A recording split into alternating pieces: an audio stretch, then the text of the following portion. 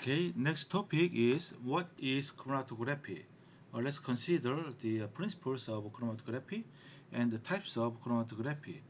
The chromatography consists of a mobile phase and stationary phase.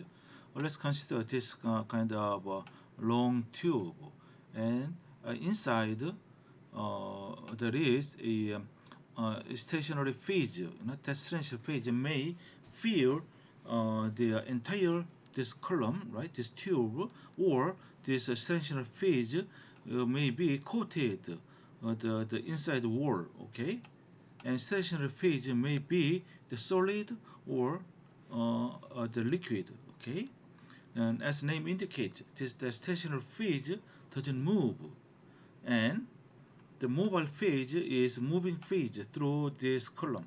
Okay, um, the separation principle is that you inject your what analyte, mixture analyte here, right, from the top of this column, and then that your analyte should be moved down through along this column, right, and then you need a mobile phase. Okay, mobile phase now flow from this top and down to the this column. Okay, yeah, and uh, if mobile phase is gas, and then we call it gas chromatography. Okay, if the mobile phase is liquid, and we call it liquid chromatography. Okay, here at the outset of the this column, uh, the A and B.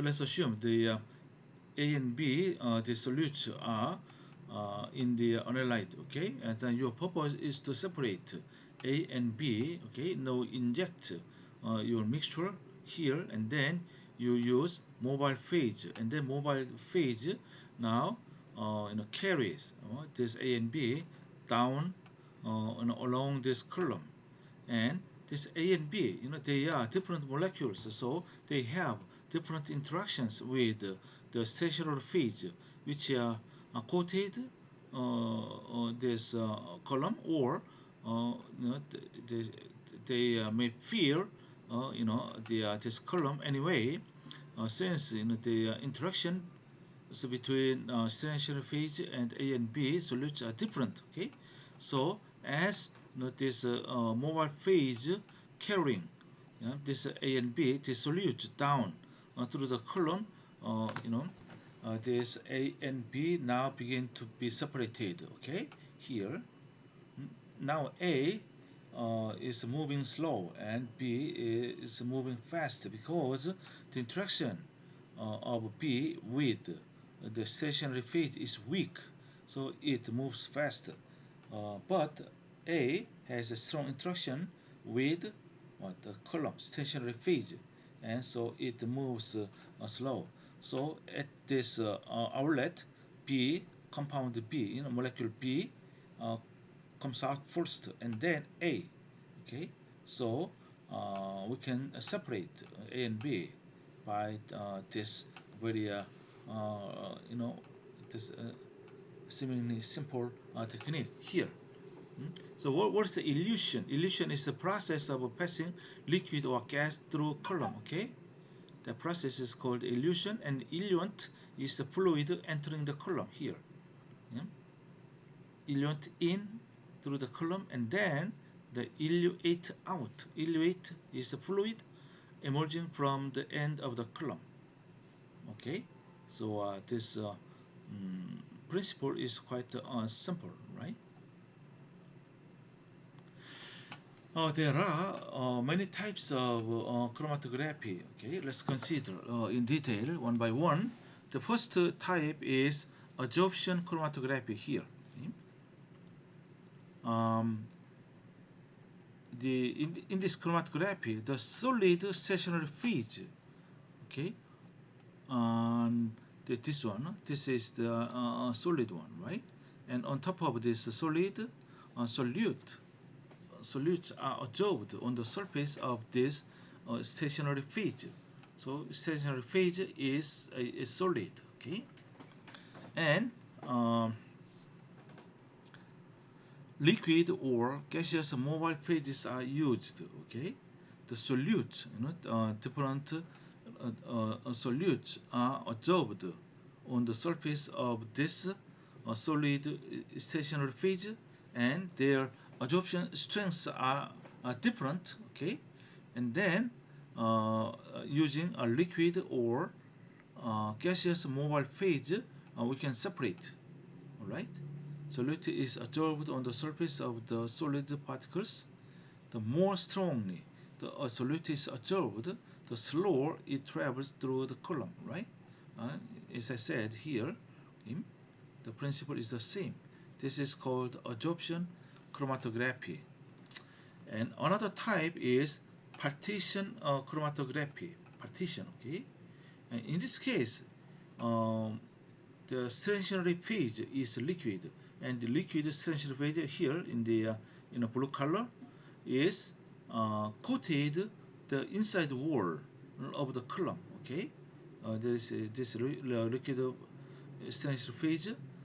Is a very thin layer uh, is formed on the inside wall. Yeah? So stationary phase is bonded to a solid surface, which is typically the inside of silica, right? Usually this one, this wall, column wall is a silica. Okay, silica is a very favorite material for the chromatography. Okay? Solute equilibrates between the stationary phase and the mobile phase, which is a flowing gas in gas chromatography. Actually, this partition chromatography is GC, gas chromatography.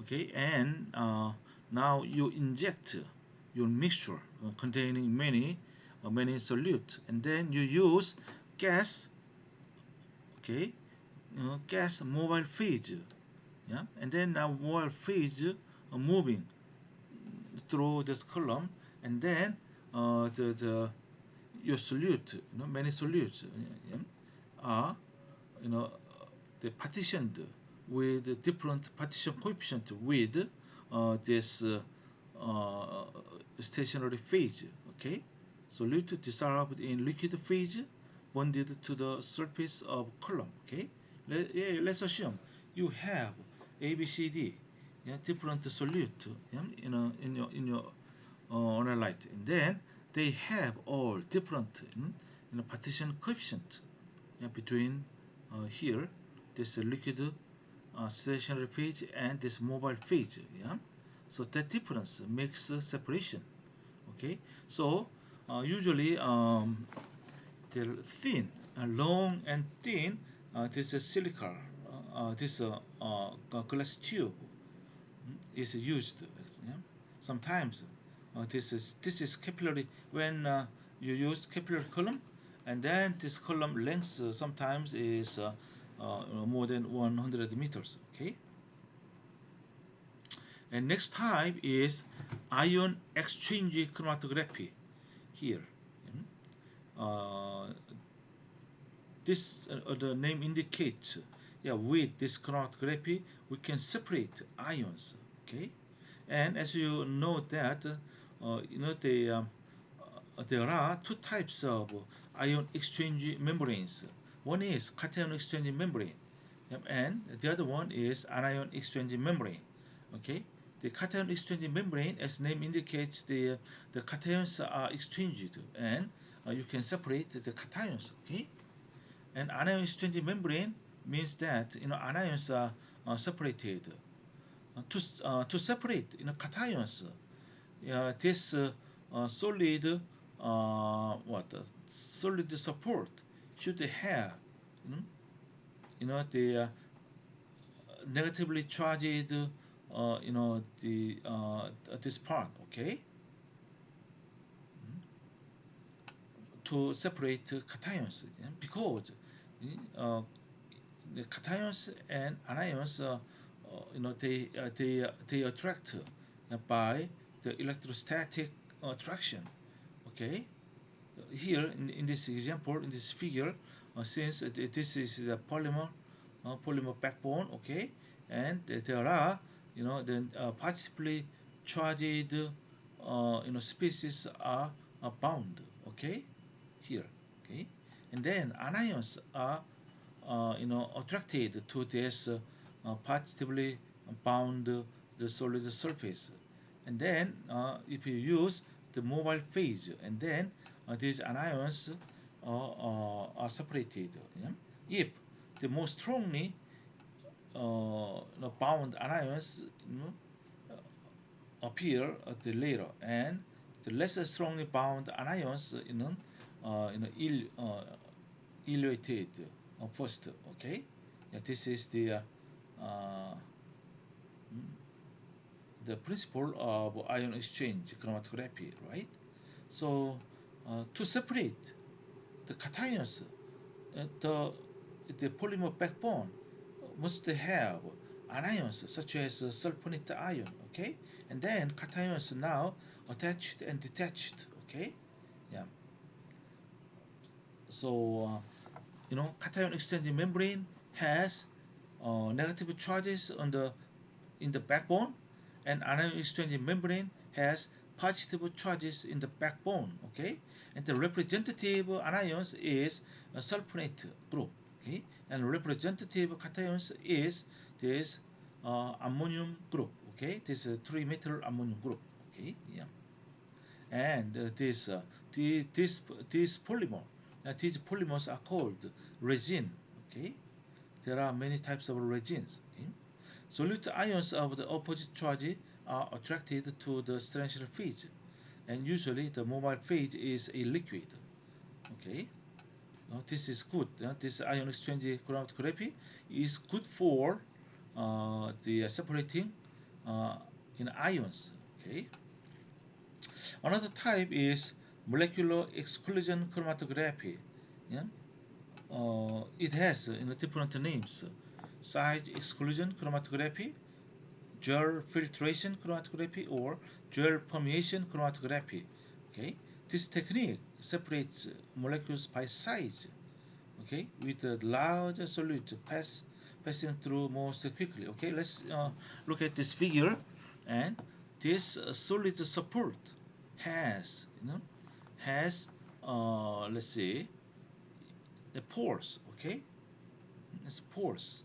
It has pores, and if the particle, if the molecular size is too big, these molecules, you know, are not uh, captured by this support. Okay, and then the large molecules are leaving the column more quickly, but if the molecular size is small enough to be captured by this solid support, and then they captured inside the solid support, and then they leave this solid support slowly. Okay, that's how uh, the molecules are separated by their size, okay, by their size, not by their charges, not by their chemical properties, but only by the size, okay. In the ideal case of molecular exclusion, there is a no attractive interaction between the stationary phase and the solute. Okay, yeah, that's the ideal condition. Okay, so principle is to separate molecules by only by size. Okay, if there is additional chemical interactions, or maybe any types of interactions between this is a solid stationary phase and the solute, well, and then things get complicated, okay. Well, ideal case is that there should be no attractive interaction between stationary phase and the solute, okay, but rather the liquid or gaseous mobile phase pass through a porous gel, okay. Now this one, this is stationary phase uh, is the polymer with some porosities, okay, with the porosities, okay? And a mobile phase is either liquid or gas, okay? The pores are small enough to exclude large solute molecules, but not small ones. As I said, depending on the pore size of this, solid, support, well, the molecules are, separated. Okay, large molecules stream past without entering the pores. Okay, yeah. If molecular size is too large, and then these molecules, cannot enter these pores, right? So it comes out of the column more quickly. Okay, small molecules take longer to pass through the column because they enter the gel and therefore must flow through a large volume before leaving the column. So to separate the small size molecules, you need a large volume of the mobile phase. Okay, and last one is called affinity chromatography. Okay, yeah, this is another type. Okay, here on the solid support, yeah, you uh, attach something that selectively, you know, bind a specific molecule. Okay, this most selective kind of chromatography employs specific interactions between one kind of solute molecule and a second molecule that is covalently attached or immobilized to the stationary phase. Okay, look at this figure. Here is your solid support, and on the surface there are these kind of things, right? They are what? Hmm? Uh, they can be maybe antibody, right? An antibody is specific to a antigen, specific antigen. Okay, so although you have a lot of solute in your sample, only your solute that is specifically absorbed, bind specifically bound to this part is what strongly bound here, and then other solutes are rapidly elevated. Okay, and then this one remains on the stationary phase longer time. Okay? So this is a most selective kind of chromatography. Okay, here is an example. The immobilized molecule might be an antibody to a particular protein. Okay, let's say this is antibody, and antibody, a specific antibody binds the specific protein. Okay, so this is how we can selectively separate protein using this affinity chromatography. When a mixture containing 1,000 proteins, you see, 1,000 proteins is passed through the column, right? A lot of protein. Only the one protein, out of 1,000 protein, only one protein that reacts with the antibody binds to the column, right? Wow, that's why it is called affinity chromatography. After all other solutes have been washed from the column, the desired protein is dislodged by changing the pH or ionic strength. Okay, you understand? Now, after this specific protein is bound to this surface, and then all other proteins or all other molecules are washed away, and then you have to have the means to remove this protein out of the surface. It can be done by changing the pH, uh, by lowering pH or by increasing pH, okay, or by changing the ion strength, and then these proteins may be dislodged from the surface. Okay, let's temporarily stop here.